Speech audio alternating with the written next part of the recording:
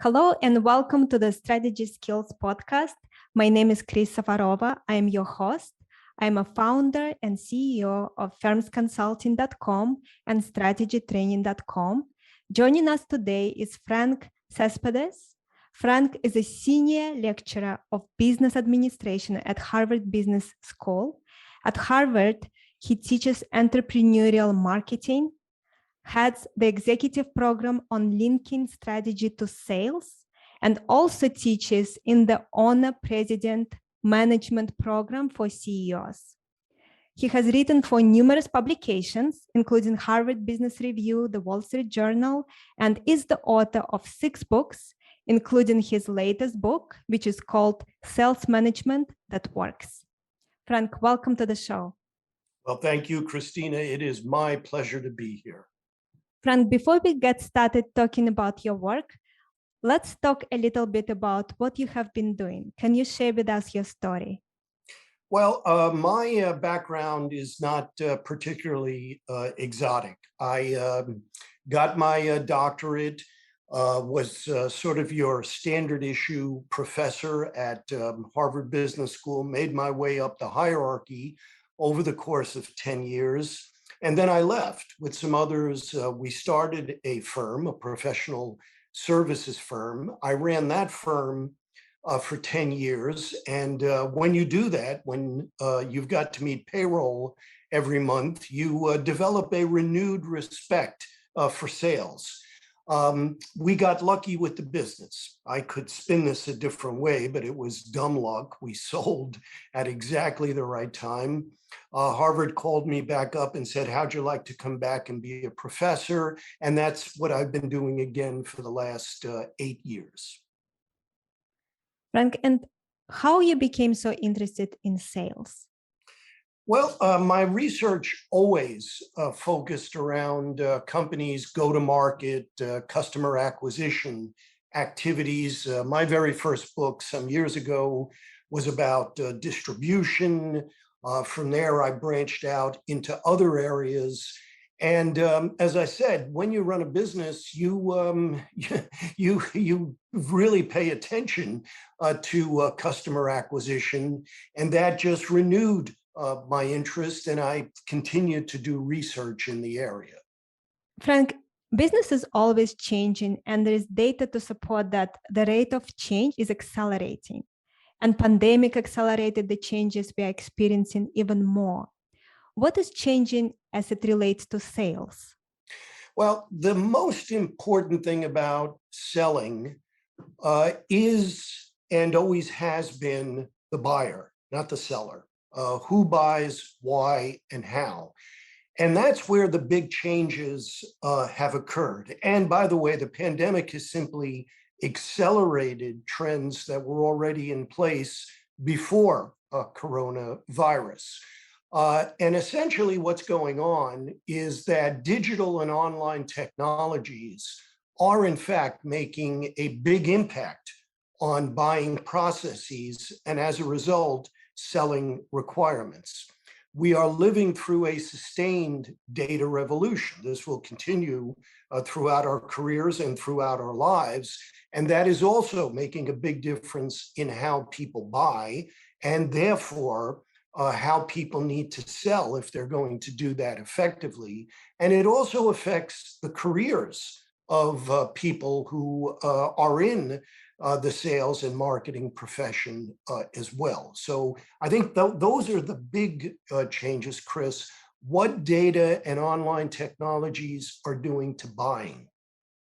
Frank, and why another book on sales? What was your motivation in writing this book? And who is your book targeted at? I had 2 motivations in writing this book. The first one is fundamentally a professional, intellectual motivation. Of all the activities in business, sales is by far the most context specific. Now, when I point this out to executives, they tend to nod in agreement and then they forget it. But selling software is different than selling capital goods, which is different than selling professional services. Selling 5, 6, 7-year license software is different than selling so-called software as a service. Sales is also different depending upon where and to whom you're selling.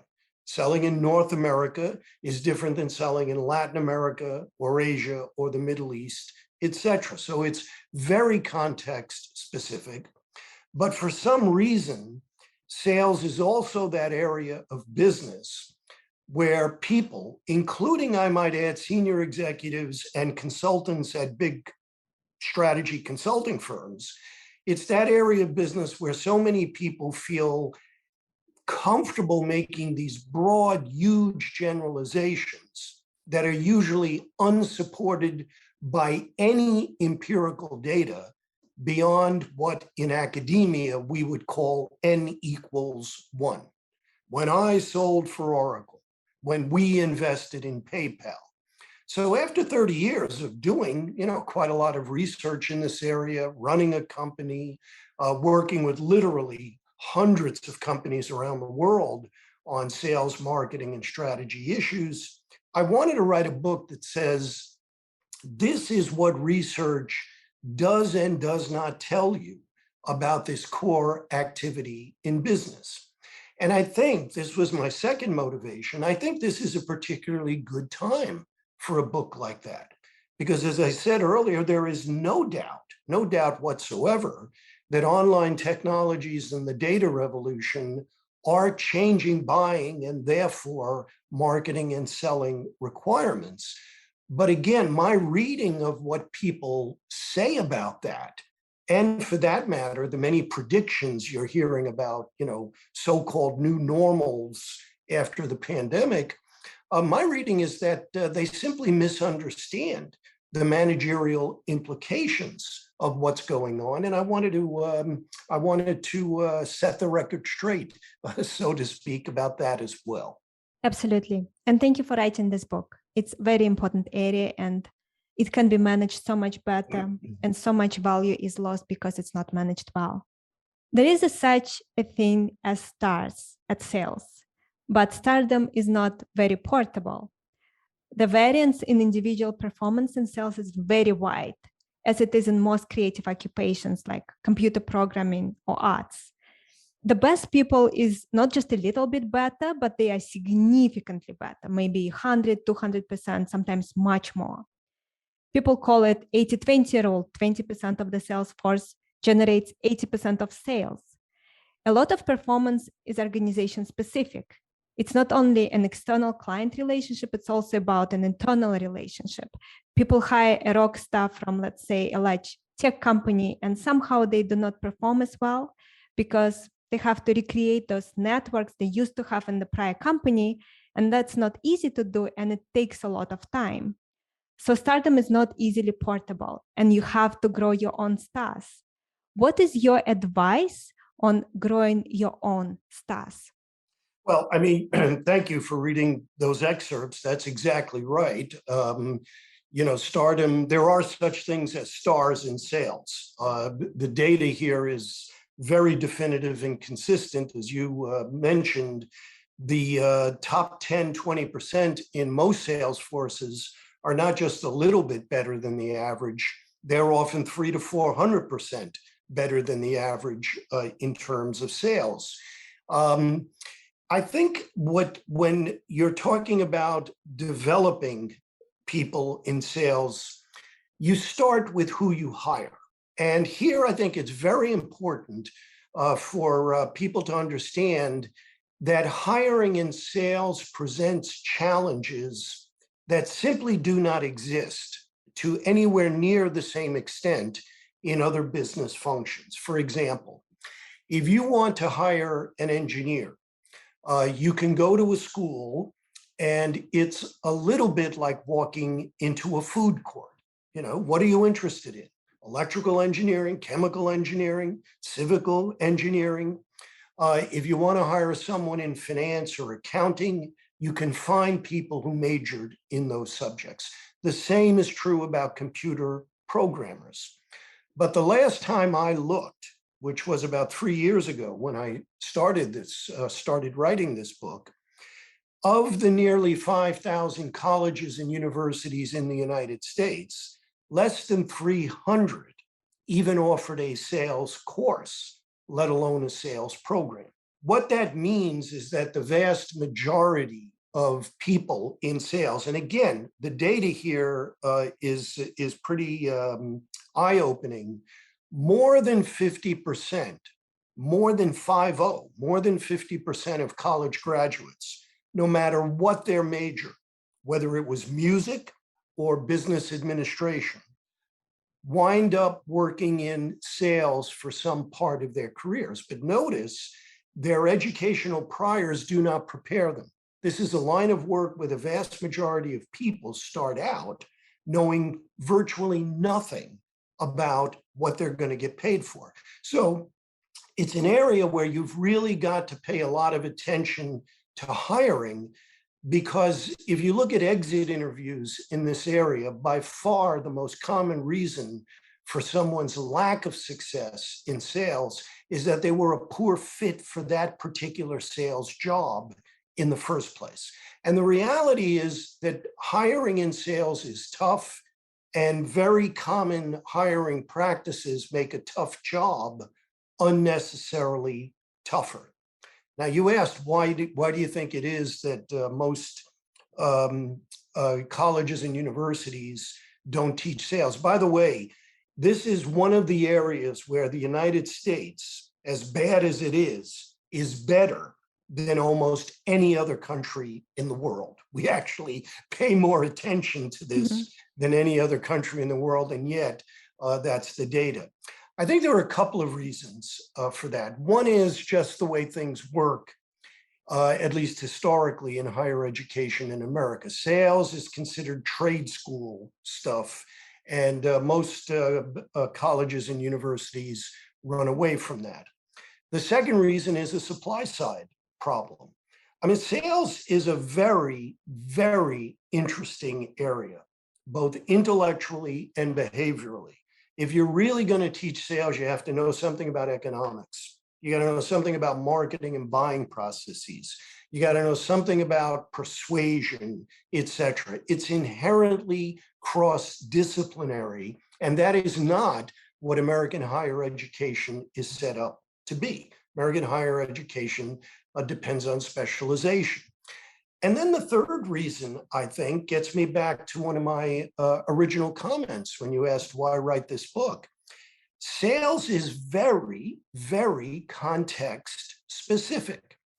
And because sales depends on buying, and because buying changes, it's also an area that's constantly in motion, constantly changing. So I think what a lot of educational institutions find is that even if they set up programs in this area, they are soon out of date because of changes in the market. So it's an area where companies, as you said earlier, have to grow their own. And they do, they try. Companies spend 20% more per capita on sales training than they do in any other area of the business. In fact, if you add up, this is what you'll see in the book, if you add up the numbers for most companies, the amount of money they spend on training, the amount of money they spend on hiring in sales, the turnover in sales, that number annually is often as big or even bigger than their biggest project capital expenditures, but it doesn't get the same rigorous attention as, you know, building a factory or buying software does. So it's a complex issue, but if you're interested in strategy, you better learn about it, because for the majority of companies around the world, the sales force is the major vehicle by which they try to execute their business strategy. So someone who talks to companies about strategy and doesn't have a good grounding in sales is not necessarily delivering value. You mentioned that 50% of people who graduate will end up working in sales in some capacity. And it is so true, because often it's not called sales, but it is some kind of business development role. So for example, even in consulting, a partner they are basically a salesperson, even though we are not call them that. This is what they do. This is their primary role, to keep the current clients and to bring in new clients to support the pyramid, all the people underneath them. I was wondering, what advice could you give to our listeners, given that they need to have a very strong skill set related to sales? What Yeah. should they do to train themselves, to develop themselves in that area? Well, first, again, you're right. I mean, and this is actually one of the misunderstandings, and I think one of the myths that people are currently propagating as a result of the pandemic. The reality is the number of salespeople in the United States has consistently increased throughout the 21st century, even as the internet has expanded in scope, bandwidth, etc. It is simply not true that e-commerce or digital technologies are replacing salespeople. And as you point out, that number, which comes from the Bureau of Labor Statistics, is almost certainly vastly underestimated, because we are, like most industrialized nations, we're primarily a services-dominated economy. And in a services-dominated economy, millions and millions of people who do business development for a living, a managing director at Goldman Sachs, a partner at McKinsey or Bain, they're not called salespeople for reporting purposes, but as you point out, business development is what they do. All right.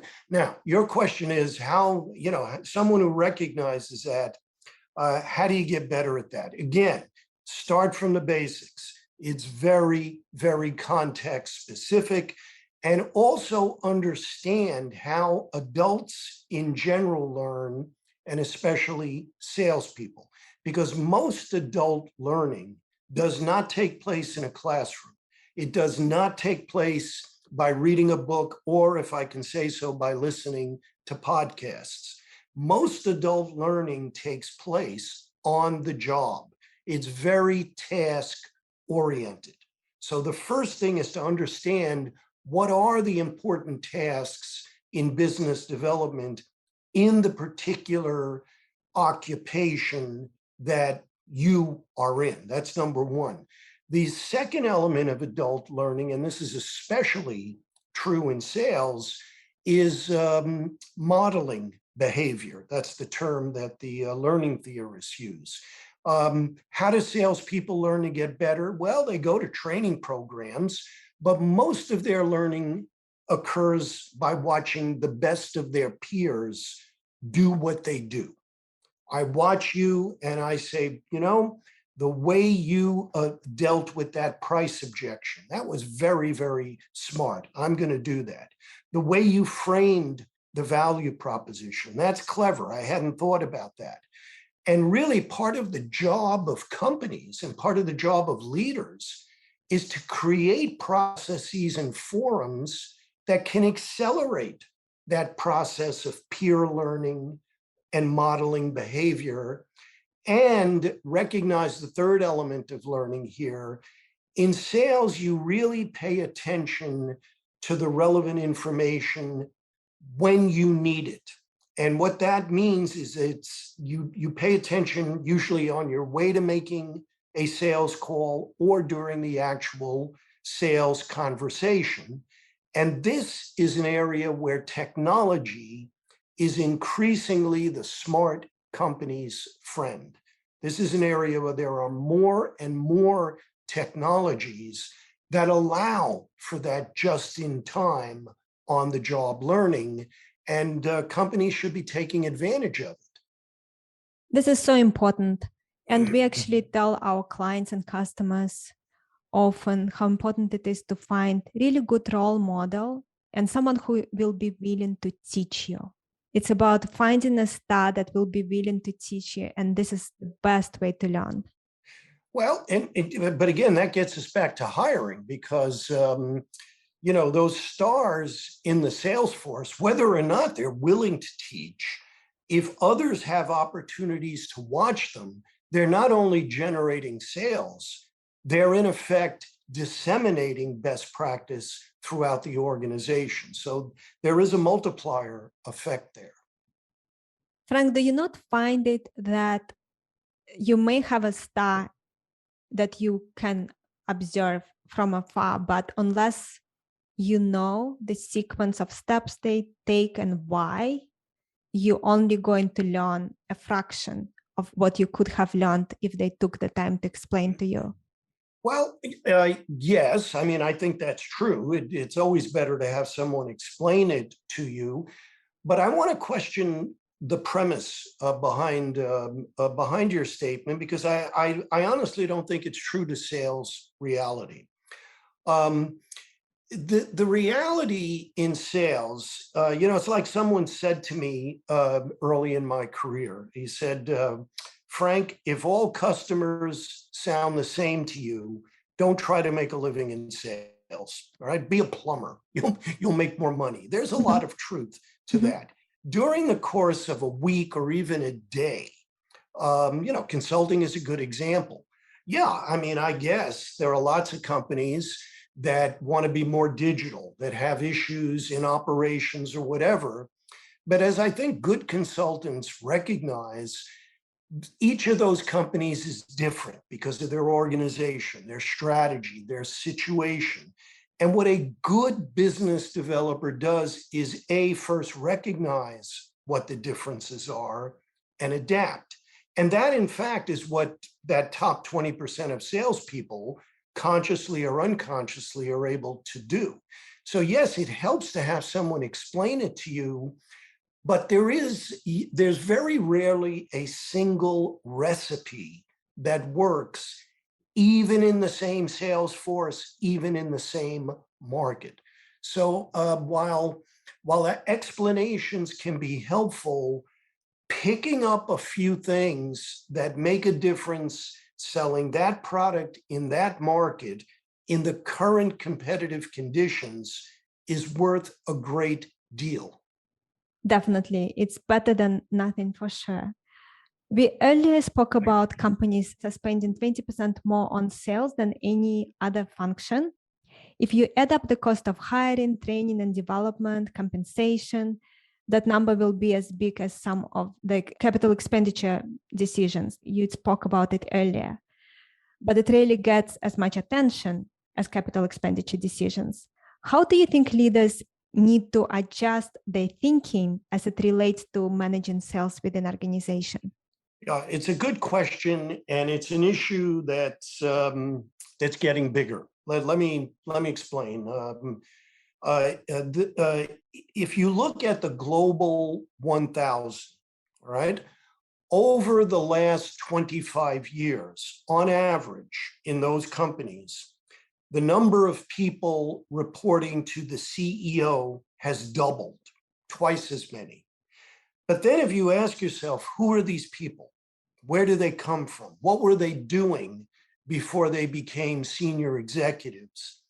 Very few of them were actually general managers in the sense in which we use that phrase at Harvard Business School. By a general manager, we generally mean somebody who's running a line of business or has P&L, profit and loss responsibility. The reality is most of these people in the C-suite were and are specialists, the CMO, the CFO, the head of digital, the head of data analytics, regulatory, legal, etc. Now, why is that? It's not as though companies wake up in the morning and say, boy, let's be bureaucratic. The reality is business is more complex. Again, there is a data revolution that's been going on for years and will continue to go on. Being a good chief marketing officer today is much more complex and data-driven than it was even 10 years ago. The same is true in sales, operations, finance, etc. But the reality is that the C-suite increasingly looks like a discipline-based faculty meeting at a university. And fewer people than ever before have made it to the C-suite without a prolonged background in marketing and sales, customer contact. And the reality in many companies, and I sit on boards and I see this, the reality is that many senior executives don't know the right questions to ask about their sales models. And that's a big deal. If you're running IT, if you're the CFO, you don't need to be a good sales manager. In fact, you'd probably be a terrible sales manager. But as a senior executive, you do need to know the questions to ask about this core activity if you're going to do capital budgeting effectively, if you're going to do digital transformation effectively. And the reality is many of these people are out of touch with what is going on there. So that I think is where one starts. You start by making sure that you've got the information you need to do this, and that information is relevant today, not yesterday. Frank, we spoke about top 20% of the sales force generating 80% of results. I was wondering in your research, what is it that top 20% are doing that the rest are not doing? And I know it's difficult to answer in general terms, but if you could give us any advice on that. Well, I mean, first, let me emphasize this again, because I can't say this often enough. Sales is very context specific, and yet it's an area where people want to generalize. And what they come up with is stereotypes, right? The stereotype of that top 20% salesperson is, somebody in a plaid suit who's got a lot of jokes, who can tell, who can tell stories. And that doesn't help. That actually gets in the way. There's so much research that's been done in this area, and it again and again reaches the same conclusion. There's no single set of personality characteristics that define a high-performing salesperson. And for that matter, there's no single set of activities, because the activities vary depending upon what you're selling and to whom. The second thing I want to point out is that this 80-20 rule, where the top 20% are so much better than the average, is not unique to sales. You'll see this same pattern in most creative occupations. You'll see it in the returns to venture capital firms. It's only the top quintile of VC firms that actually make money for their investors. In the aggregate, venture capital is a terrible investment.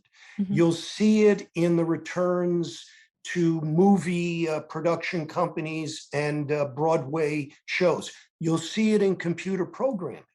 The top 1% of computer programmers are orders of magnitude more productive in coding than the average computer programmer. So sales is one of those creative occupations. It's an occupation where you're dealing with the variables of the external world, with change, with a lot of circumstances.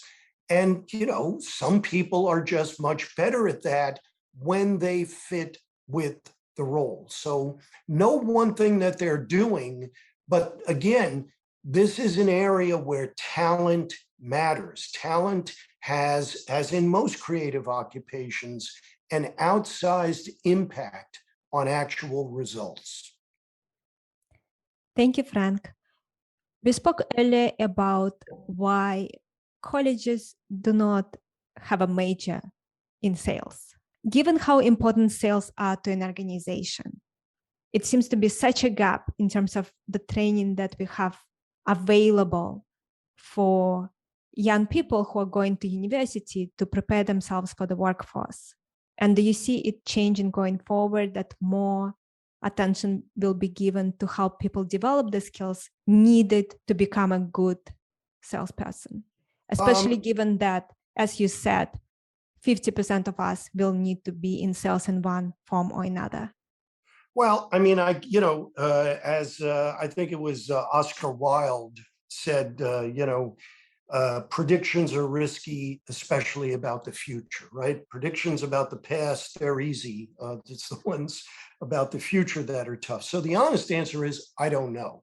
I do know that the educational institutions in most countries, and certainly in the United States, are creatures of inertia. They change very slowly. But if you force me to predict, I do believe you will see more sales and selling courses. And the reason, I think, is that schools are increasingly under pressure to cater to vocational activities. And again, if you look at the number of people who directly or indirectly work in business development, it's an enormous part of the workforce, especially in a services business.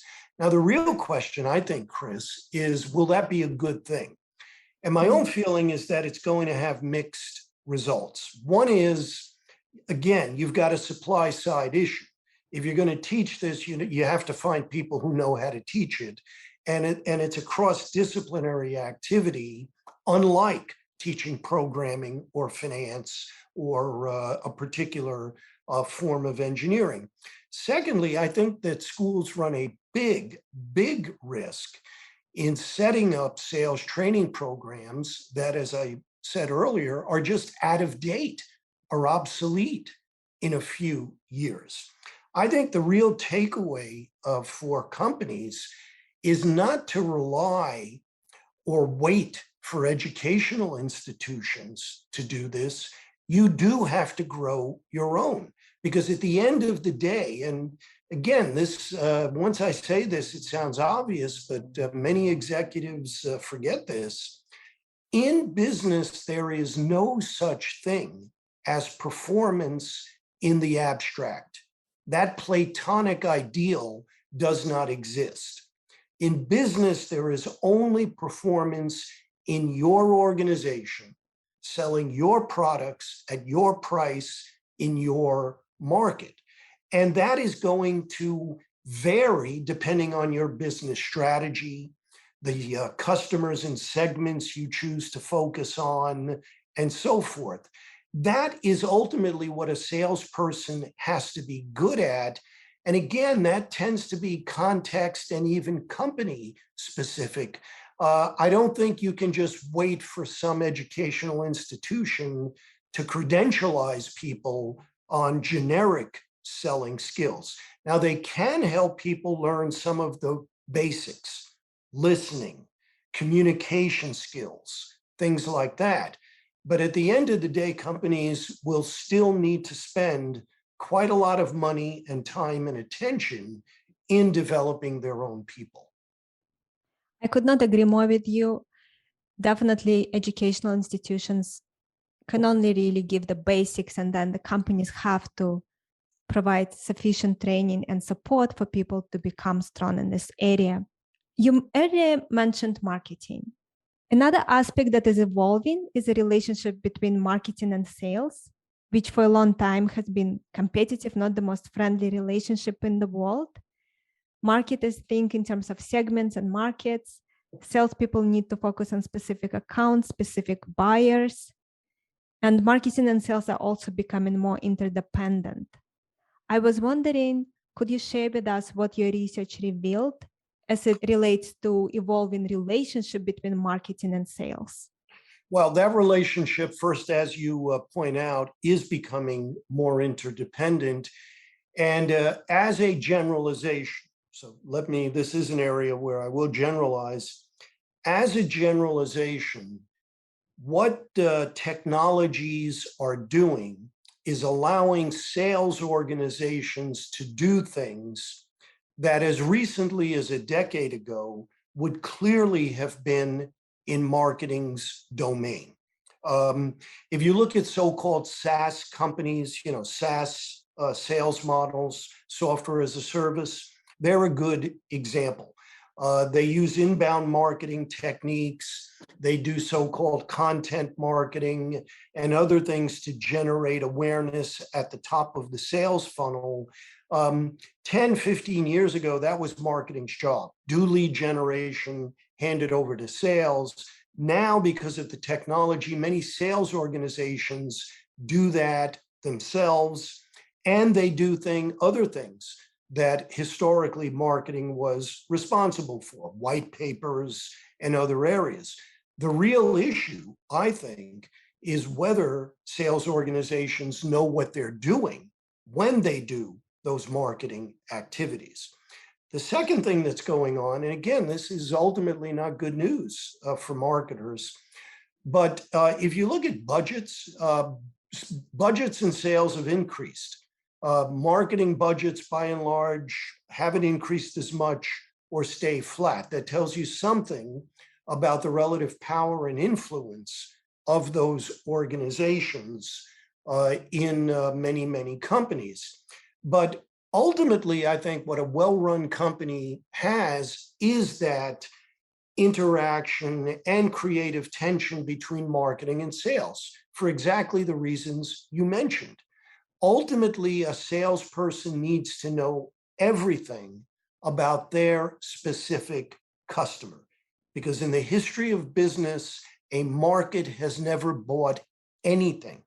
Only individual customers buy. But at the same time, if you're going to scale a business, you need to develop a brand. You need to develop things that go beyond a series of sales, and you need to stay in touch with what is going on with competition and the rest of the market. That historically has been marketing's job, and it remains very, very important. Frank, in your work, you are focusing on how the buyer's journey is changing significantly and quickly because of technology, among other things. What used to be a sequential funnel, a sequential process, the old IDA model, awareness, interest, desire, and action, is less and less true about buying in most markets. And I don't think a lot of sellers caught up with this change yet. Could you tell us about the transition from funnels to streams? Yeah. And I think even if you think about, if you reflect a bit on probably the way you've bought a number of items in recent years, it illustrates this. The reality is that buyers are both online and offline multiple times during their so-called buying journeys. A good example of this is actually buying an automobile, right? What the data tells us, and by the way, this has remained relatively true even during the pandemic.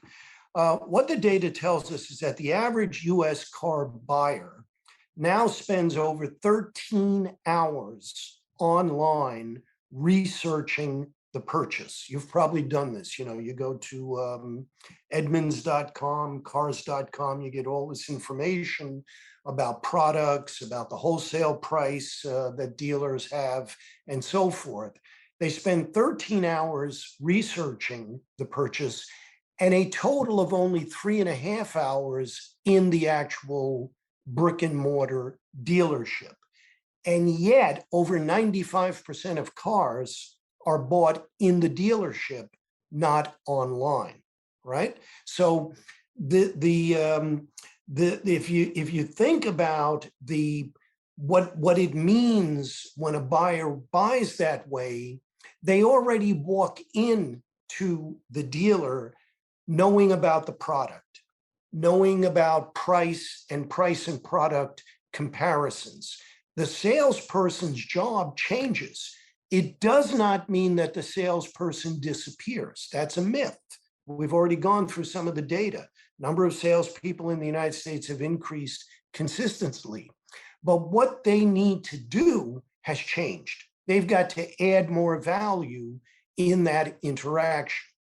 And I want to generalize from this because I think this is one of the things that a lot of companies need to wrestle with. And they're very often surprised by the data I'm about to cite to you.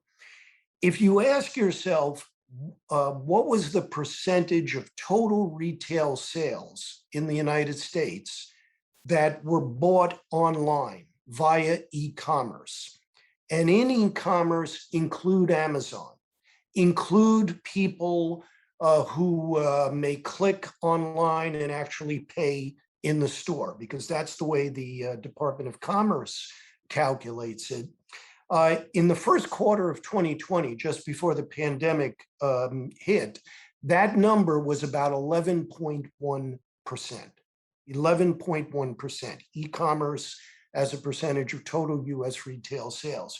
Now, when I ask executives, what do you think that number was? I typically get estimates from 30 to 60%.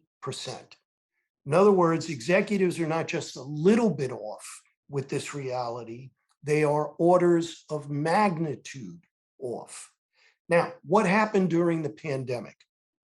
And the most relevant data here is the second quarter of last year, 2020, because that was so far, let's cross our fingers, but that was so far maximum lockdown conditions in the United States.